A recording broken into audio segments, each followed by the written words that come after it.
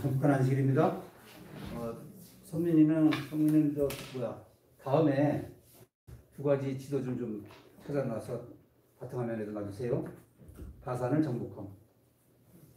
다산을 정복함. 그거 하나 해서 사진, 지도 사진. 또 하나는 아모리 족속.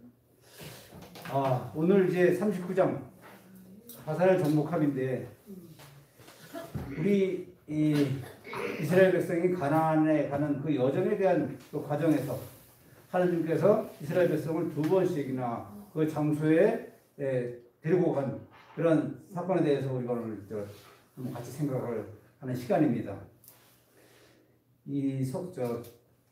인터넷이나 다른 데 혹시 지도나 이런 데 보더라도 이 부조와 선지자뿐 아니라 성경에서 나오는 그 지명이 다 나온 것이 있으면 좋겠는데 그게 없어요. 그래서 저도 이거 공부하면서 이거 얘기는 들었지만 가나안 족속이 어디지? 시온왕이 어디에 적어 있지? 공부를 많이 하게 되는데 한 그 지도에 다 나타나 있는 나라가 없어요. 그래서 지난번에 정동희 시선에게 주신 귀한 자료, 이 지도를 가지고 열심히 봤는데도 없어요. 이게 성서 거기서 나온 지도. 그래가지고 오늘 내용은 짧지만 다산을 정복함이라고 하는 그 내용을 통해서 우리가 배워야 될 교훈이 뭘까? 제가 여러 가지 자료를 좀 보다 보니까 공교롭게도 2019년 우리 교과 공부에 사기의 마지막 안식일날이 다산을 정복함이 있더라고요. 그래서 그걸 자료를 좀 활용해서 그때 거의 다 부조와 선지자에 대한 내용이니까 오늘 그냥 쭉 읽고 나가는 것도 있겠지만 같이 거기에 대한 교훈을 찾아보기 위해서는 우리 질문을 던져서 하는 것이 좋겠다라고 해서 그거 자료를 좀 준비해 왔습니다. 자, 오늘 다산을 정복함 다시 북쪽으로 갑니다. 지난 시간에 우리 장로님을 통해서 에돔을 돌아서 이렇게 돼 있었어요. 오늘도 나오겠지만 가네스 바데아 그 사건에 의해 가지고 이제 실패를 하고, 그렇죠? 실패를 하고 그 반란을 일으켰던 사람들 다 죽고 다시 너희들이 원했던 곳으로 다시 돌아가지는 않지만 니네가 원하는 대로 해주겠다라고 하면서 가나안으로 가는 여정의 길을 뭐 했습니까? 뒤로 돌리셨어요. 뒤로 돌리면서 그 지도를 한번 봐주시면 다산을 정복함 혹시 있습니까? 아무거나 해도 될 것 같아요. 네.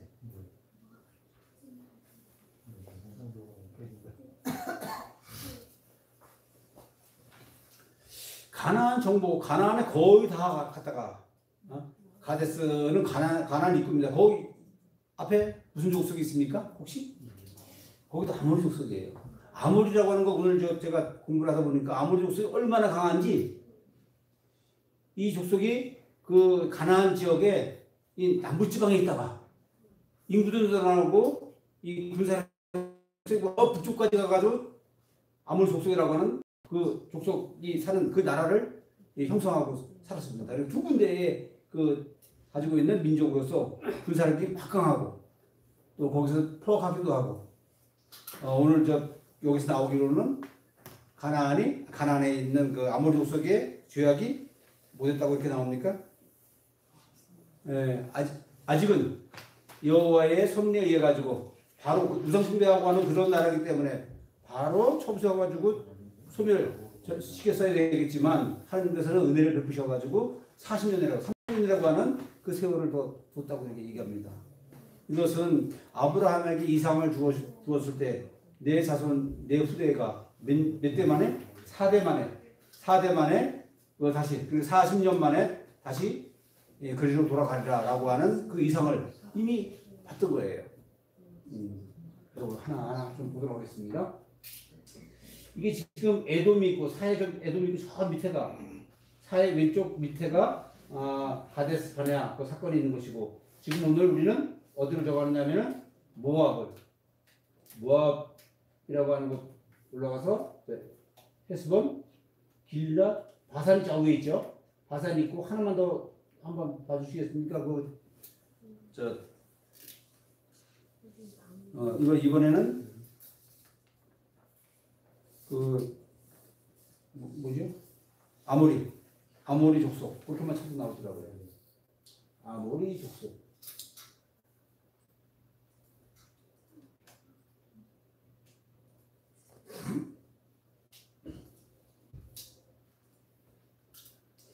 자, 이스라엘 백성은 에돔의 남단을 통과하면 다시 북쪽으로 향해서 바꾸기 시작했습니다. 여기 아모리 족속이 저 위에 하나 있고, 요 밑에도 있죠.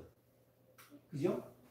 예, 예. 요쪽 밑에 동그라미 있고, 저 위에 아모리 저기가 있잖아요. 예. 지금 이 아래쪽에 아모리족이라고 하는데 밑에 쪽에가 가데아가 있습니다.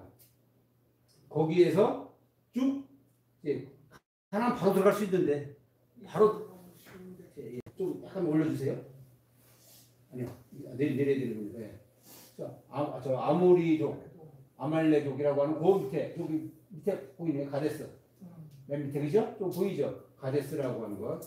가데스 바네아. 거기에서부터 경계에서 가나안을 바로 들어가려고 여호와께서 인도하셨는데 그들의 잘못된 판단과 여호와를 뭐하지 못함으로 인해서 신뢰하지 못함으로 인해서 했다가 나중에는 뒤늦게 신다고 해봐야 그렇죠? 지도자도 없고 법궤도 없고 그렇죠? 여호와 하나님께서 하지 못하는 그런 반역에 대한 전쟁을 통해서 다시 다 죽고 38년이라고 하는 세월을 이제 더 보내게 되는 것입니다. 그래서 가네스 바데아에서부터 쭉 내려와 가지고 저 에돔이라고 하는 것도 우리가 그쪽으로 갈 수가 없었어요. 거기서도 뭐 했습니까? 거기서도 왕이 그 길을 우리가 통과하게 해달라고 정중하게 요청이 있는데 에돔 왕도 안 된다라고 얘기해가지고 쭉 내려가지고 에돔의 경계에서 여기 저 색깔 있고 아라비아 사막이라고 하는 그 경계를 타고 올라갑니다. 경계를 타고 쭉 올라가요. 올라가서 저기 보면은 무슨 약복강도 있고 흐르는 물 모압을 건너서 저기 보면 아모리 저 길르앗 해가지고 저기 뭐 했습니까? 아모리족 저길 쳐부수고 왼쪽에 저기 맨 꼭대기 위에가 갈릴리 바다가 있죠. 갈릴리 호수. 예, 갈릴리 호수가 있고 갈릴리 호수에서 이 사해 소금 바다까지 내리는 그 강이 요단강이죠. 저 사이를 이제 건너가는 거죠. 그러니까 지금 남방에서부터 시작해서 남방에서 가나안은 저 사해 그다음에 갈릴리 호수 왼쪽이 가나안인데 직접 들어갈 수 있는 지름길을 통과하지 못하고 예, 반역의 결과 밑으로 내려가지고 오른쪽 저 암몬 구석 옆으로 이제 올라가기 시작합니다.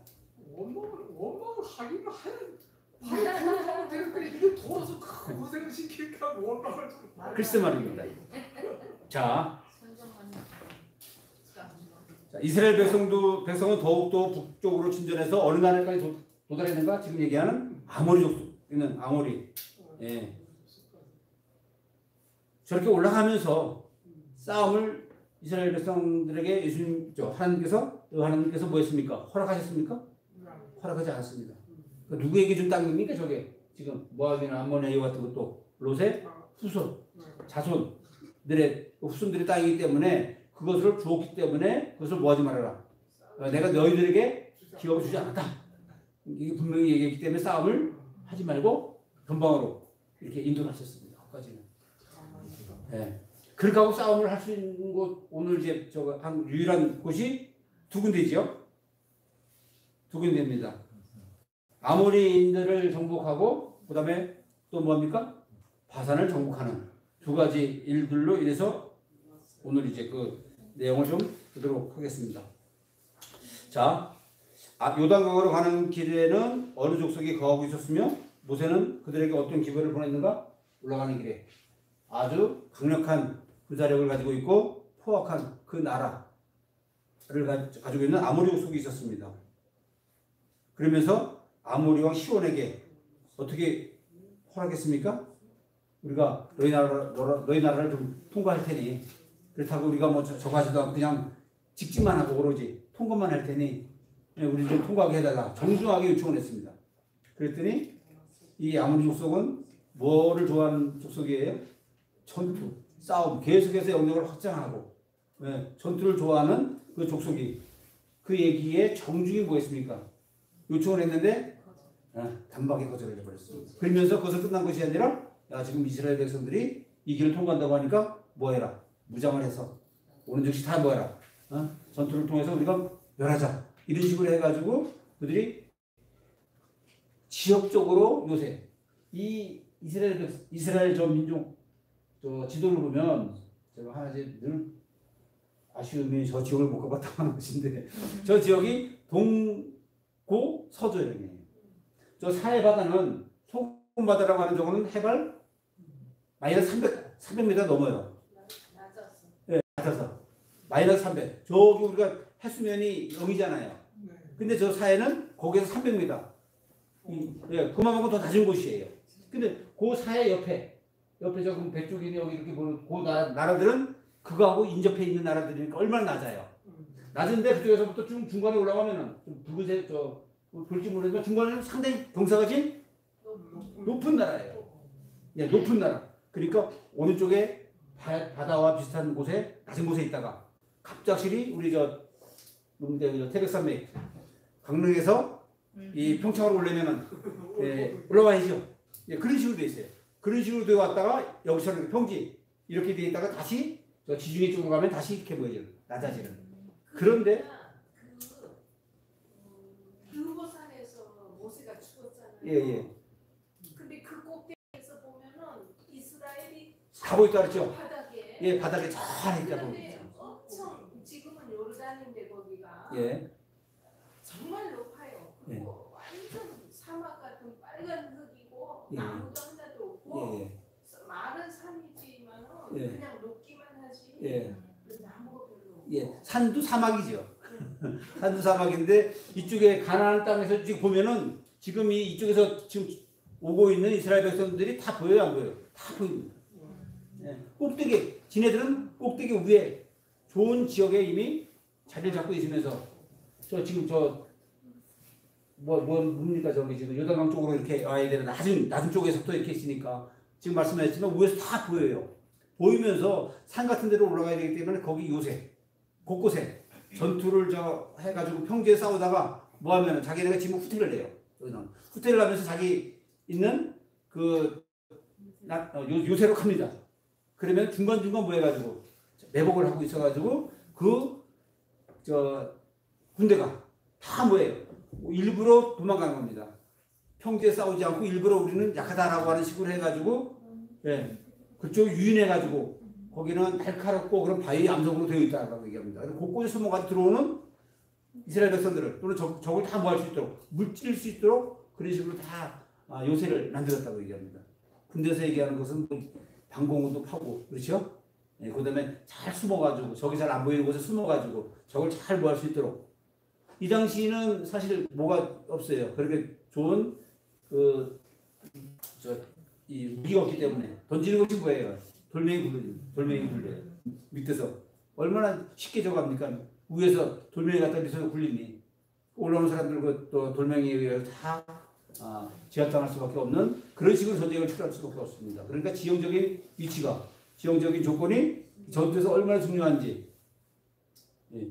그것을 우리가 이걸 통해서 알 수 있는데 전쟁의 조건 중에서 그런 게 손자병법에 보면은 그런 게 있어요. 지형을 잘 쪽하고 기후 있고 뭐고 여러 가지 싸움의 기술에서 이기려면 어떠한 조건이 있어야 되는가라고 하는 것 중에 이들은 나름대로 가장 좋은 조건 하에 있었던 그 족속이 아모리 족속이었다라고 하는 것입니다. 자,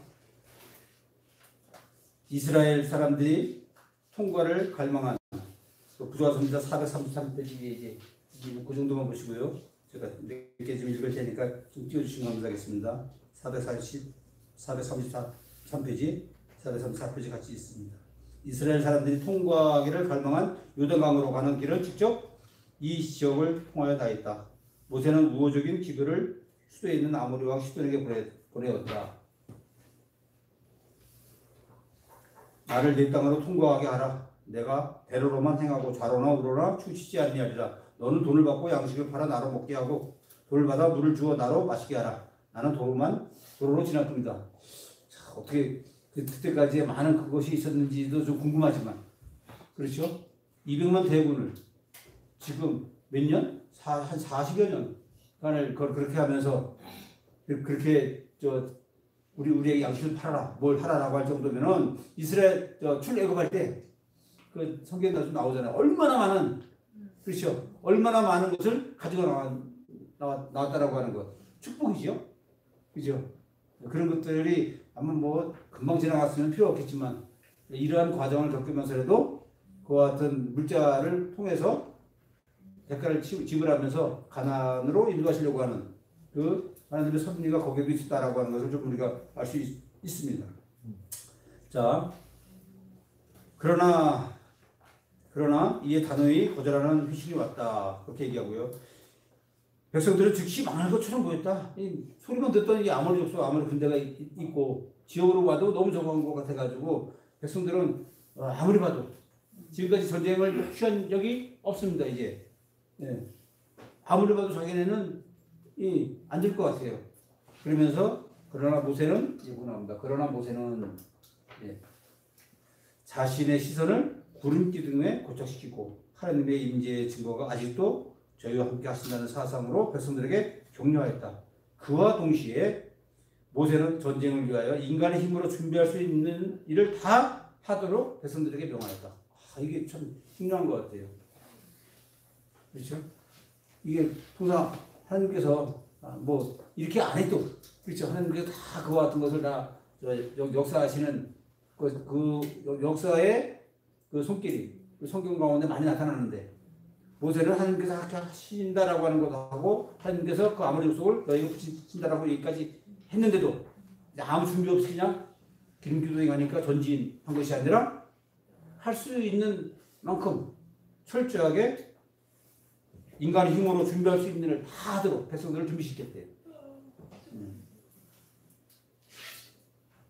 그들의 원수들은 전쟁하기를 열망하고 있었으며 아무 준비도 없는 이스라엘 백성들은 그 땅에서 말살을 지킬 수 있다고 확신하고 있었다.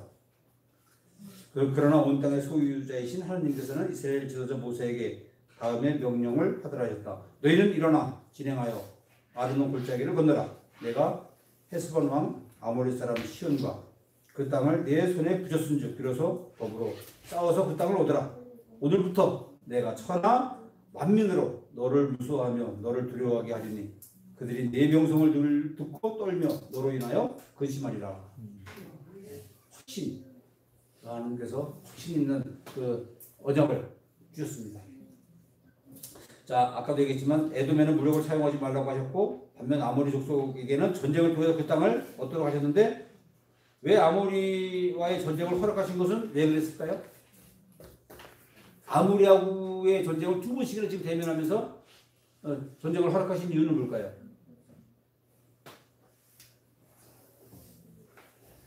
자, 가나안 국경에 있는 이 민족들은 만일 하나님 말씀에 도전하여 이스라엘의 진로를 방해하지 않았더라면 멸절되지 않았을 것이다. 여호와께서는 친히 이 이방 백성들에게까지 오래 참으셨고 큰 친절과 부드러운 동정을 나타내셨다. 아까 말씀드렸지만 아브라함 계시 가운데 자기 후손이 이스라엘 자손이 이 이방 나라에서 400년 동안 나그네가 되려는 것을 보았을 때 여호와께서는 그에게 내져서는 4대 만에 이 땅으로 돌아오리니 이는 아모리 족속의 죄악이 아직 관용치 함이되라. 이렇게 계시를 통해서 보여줬습니다. 족속이 이 일들의 그 죄악이 관용치 아직 심하지 않다 이렇게 표현을 했어요. 근데 이미 이들은 뭘 하고 있었는데, 우상 숭배가 팽배하고 있었는데, 이방신을 원래 아모리인들은 우상을 숭배하는 자들이었으며 큰 죄를 범함으로 전멸하는 것이 당연했으나 하나님께서는 그들을 몇 년 동안 400년 동안이나 자비를 베푸셔서 그들에게 당신께서 천지 창조 주시오 유일하신 참 하나님이라는 분명한 증거를 주셨고, 이스라엘 백성들이 출애굽하는 과정에서나 그 모든 과정을 소문을 통해서 다 듣도록 그렇게 했다는 거예요. 그러면은 그런 사실을 통해서 이 아모리 족속이 뭐 할 수 있도록 돌이킬 수 있도록 할 수도 있게끔 그렇게 기회를 주셨다라고 하는 것입니다. 여호와께서 당신의 백성을 두 번째 가나안 국경으로 인도하실 때 당신의 능력의 증거를 이 이교 민족에게 다시 한번 나타내셨다. 쭉 나옵니다. 이스라엘이 아라단과 가나안 사람들에서 얻은 승리와 뱀에 물려 죽어가는 자들을 구원하시기 위해 행하신 이적 그것을 통해서 하나님께서 이스라엘과 함께 하심을 보았다.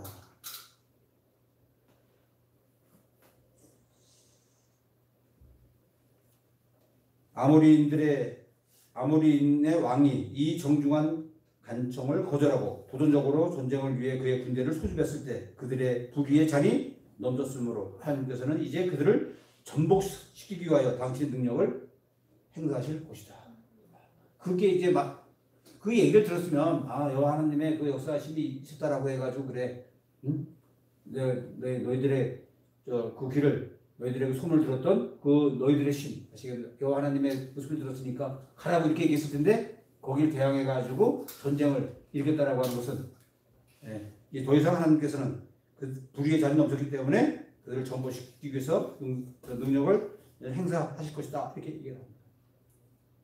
이스라엘 백성들은 아모리와의 전쟁에서 승리했다.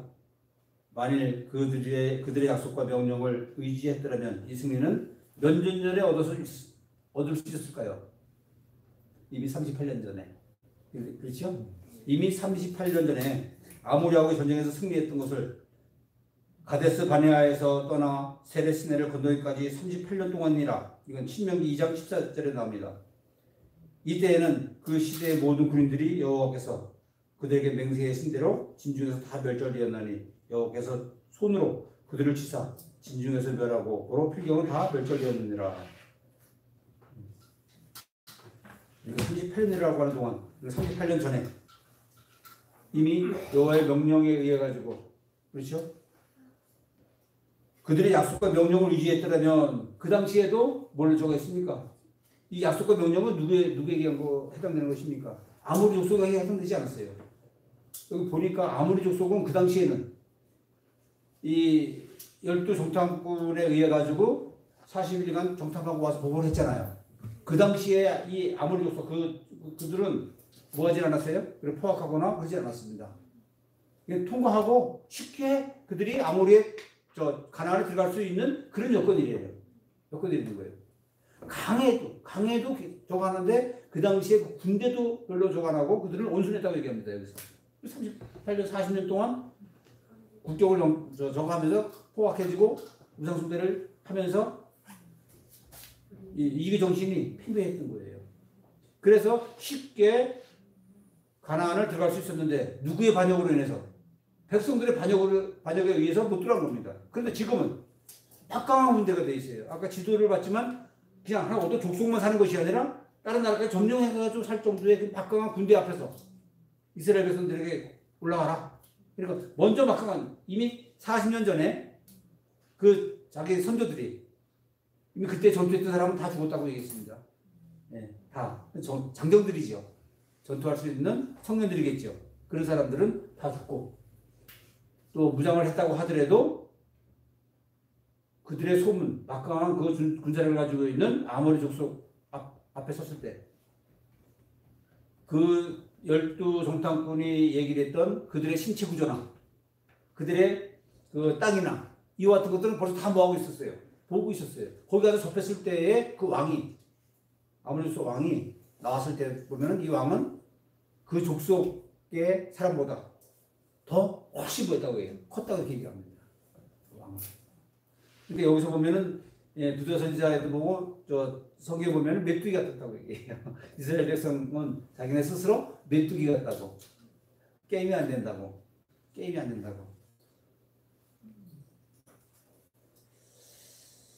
자, 그런데 도저히 불가능할 거라고 생각했지만 이제는 뭐가 있는 거예요? 모세가 격려하고 그렇죠? 하나님께서 뭐 하신 것이다. 우리에게 주신 곳으로 가기 위한 과정이다. 하나님께서 우리에게 이 땅을 뭐 했다? 붙이셨다. 단단하게 맘먹고 우리가 진격하자. 하나님께서는 이렇게 진격할 때 모두 안 하시고 군사를 다치지도 않게 자기들끼리 서로 뭐하게 하면서 다 저걸 하시는 그 사건들을 우리 많이 봅니까? 자기네들끼리 서로 뭐예요? 적인 줄 알고. 그렇죠? 숨어가도 몰래 적이라고 오는 곳이라고 생각했는데 자기네들이 후퇴하는 그것이 또 적이라고 본 거예요. 그래서 자기네끼리 서로 뭐 하는 겁니까? 싸움해가지고. 이스라엘 백성들은 무장만 했지 다치지도 않고 그 길을 뭐 했습니까? 했습니다. 참 놀라운 거예요. 그죠?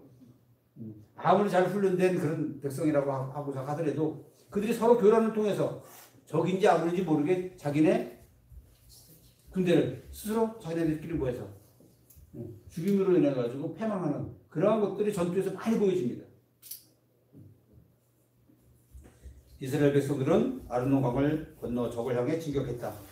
두 군대 사이에 교전이 있었으며 마침내 이스라엘 군대가 승리를 얻었다. 획득한 유리한 기회를 놓치지 않고 이스라엘 백성들은 곧 아모리 영토를 점령했다. 당신의 백성들의 원수를 흩으신 분은 여호와의 군대 장관이었다. 만일 이스라엘이 그분을 의지했더라면 그분은 30년 전에도 이 일을 행하셨을 것이다. 435. 자, 그런데 승리한 이스라엘은 계속 전진해서 그들의 믿음과 용기를 시험하기에 적합한 어떤 나라에 또 도착했습니까? 바산왕국은 어떤 곳입니까? 바산왕국? 신명기 3장 4절에 보면은 그때 우리가 그들에게서 빼앗지 아니한 성읍이 하나도 없이 다 빼앗았는데 그 성읍이 60이니 곧 아르곱 온 지방이요 바산에 있는 옥의 나라니라. 성읍이 60개가 돼 있대요. 이걸 그냥 가사 그대로 먼 거예요. 다 차지한 겁니다. 이거 지금으로 얘기한다라고 하면은 이게 뭐 어떤 나라가 이렇게 막강한 나라를 그대로 손에 집어넣겠습니까? 희망과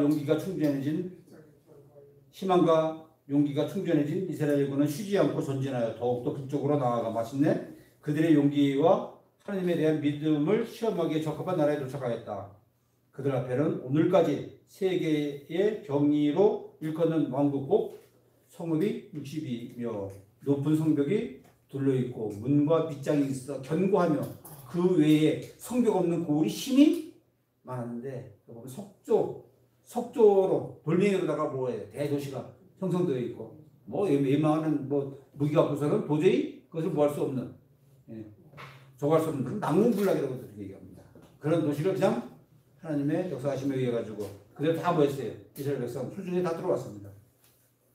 자, 바산을 정복함.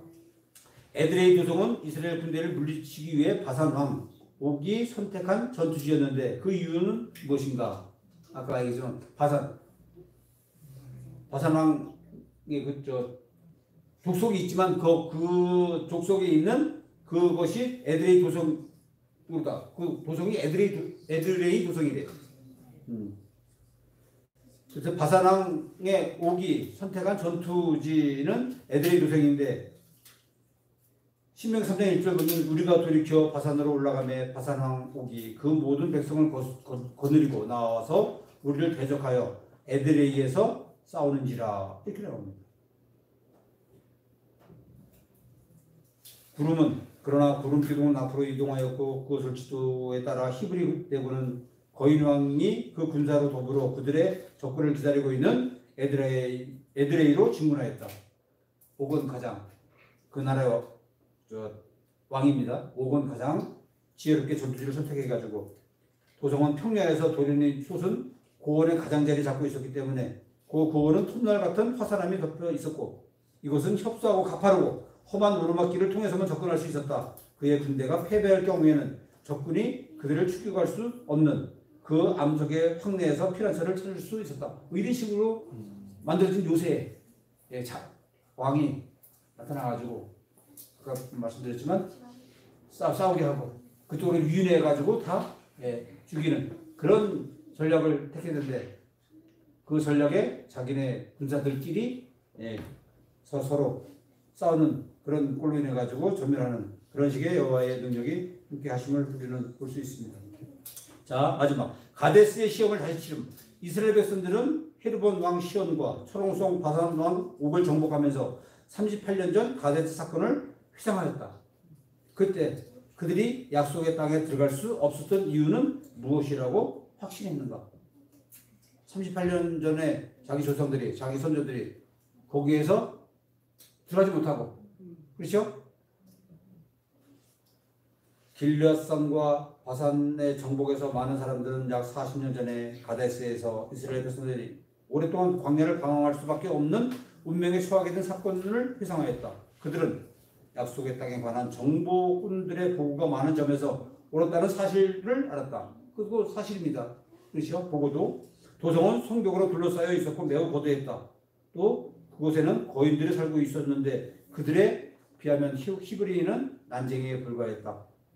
그러나 그들은 이제 그들의 조상들이 하나님의 능력을 불신함으로 치명적인 과를 범했다는 사실도 알았다. 바로 이 불신이 아름다운 땅에 들어가지 못하도록 그들을 막은 것이었다라고 하는 것을 그들이 깨우친 것입니다. 거기서 회상을 한 것입니다.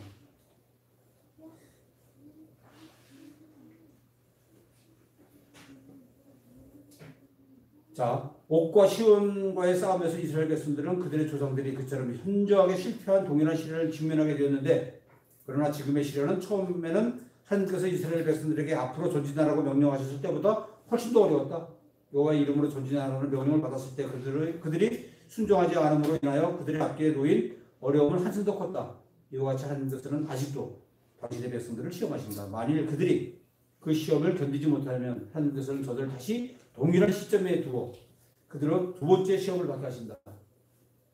재무장을 시키신다는 얘기입니다. 하나님께서는 시험을 통과할 수 있도록 동일한 지점에서 그때에는 그 시험이 전보다 훨씬 격렬할 것이다. 그들이 시험을 견딜 때까지 이 일은 계속된다. 그러나 그들이 여전히 반역할 때에는 하나님께서는 그들에게 당신의 빛을 거두시고 그들을 어둠 속에 버려두신다. 동일한 지점에 이스라엘 백성들이 이전에 실패했던 곳에 도착했는데 우리가 배워야 될 교훈은 뭡니까? 그래서 순종. 예, 순종이죠. 자, 시편 116편 19절 21절 보면은 아모리인의 왕 시온을 죽이신 이에게 감사하라. 그 인자하심이 영원하미로다. 바산 왕 옥을 죽이신 이에게 감사하라. 그 인자하심이 영원하미로다. 저희의 땅을 기업으로 주신 이에게 감사하라. 그 인자하심이 영원하미로다. 자, 전에는 전투에 나갈 때 히브리인들은 전투에 나갈 때 패배를 당하고 무슨 사람이 죽었던 사실을 회상했습니다. 그때 그들은 하나님의 명령과는 반대되는 방향으로 나갔습니다. 가지 말기 이제 저거 하라고 얘기했는데 반대 방향으로 나갔어요. 그들은 하나님이 임명하신 지도자도 모세도 없었고 하나님을 상징하는 구름 기둥도 없었고 법궤도 없이 그들이 전투에 나가서 다 뭐 했습니까? 몰살하고 실패를 했습니다. 그러나 지금은 모세가 그들과 함께 있어 희망과 믿음의 말로써 저의 마음을 굳세게 하였다. 구름 기둥에 쌓인 하나님의 아들이 길을 인도하였고 거룩한 법궤와 대군이 동행하였다. 맨 마지막입니다. 이스라엘 백성들이 당한 이 경험에서 우리가 배워야 할 교훈이 있다.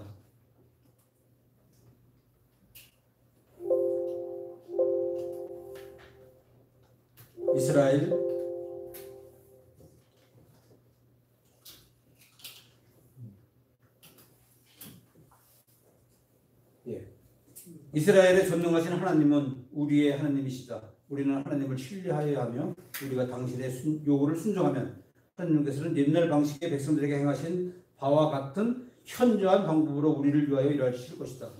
의무의 길을 따르고자 애쓰는 자들에게 때때로 의심과 불신이 엄습해 올 것이다. 때때로 그들의 전도가 거의 이겨내기 어려운 장애물로 가로막힐 때 낙담하고 절망에 빠질 자들이 있을 것이다. 그러나 하나님께서는 그와 같은 자들에게 앞으로 나아가라고 말씀하십니다. 어떤 희생을 치르더라도 그대의 의무를 다하라. 그대의 영혼을 공포에 몰아넣는 엄청나게 무서워 보이는 고난들이 겸손히 하나님을 신뢰하면서 순종의 길을 따라 앞으로 나아갈 때에는 사라질 것이다. 네. 오늘 두 번째 이스라엘 백성들이 38년 전에 닿았던 그 장소에 무장을 해서 그렇죠? 더 강한 군대가 있었을 때 더 약한 것으로 느껴졌지만 하나님을 의지하고 지도자를 신뢰함으로 인해 가지고 그들이 가나안의 여자의 길을 큰 어려움 없이 순탄하게끔 가는 그 과정을 통해서 우리들에게 교훈을 주시는 것은 겸손히 하나님을 신뢰하면서 순종의 길을 따라 우리가 앞으로 나아갈 때 그와 같은 두려움과 그와 같은 장애물이 우리 앞에 사라질 것이다 라고 하는 교훈의 말씀을 우리가 이 시간을 통해서 좀 알아봤으면 좋겠습니다. 기도하겠습니다. 거룩하신 아버지 하나님, 오늘 이스라엘 백성들의 출애굽과 또 가나안 땅을 통해서 이어지는 그 여정을 통해서 저희들에게 주시는 교훈을 살펴봤습니다. 저희들이 세상에서 일을 하면서 또 주님을 믿는다라고 하면서 저희들의 생활을 할 때 저희들이 때로는 좌절하고 또 그것으로 인하여 힘들고 또 포기하거나 또 여러 염려하는 것들로 인해서 두려워할 때도 있습니다. 과거에 역사하셨던 하나님의 능력과 주님의 말씀을 저희들이 믿습니다. 저희들이 순종하고 하나님을 의지하면서 저희들의 굳건한 신앙을 통하여 교회와 사회와 이웃과 또 가족에게 본이 되는 귀한 삶이 되도록 인도하여 주시옵소서. 예수님의 이름으로 기도드리옵나이다.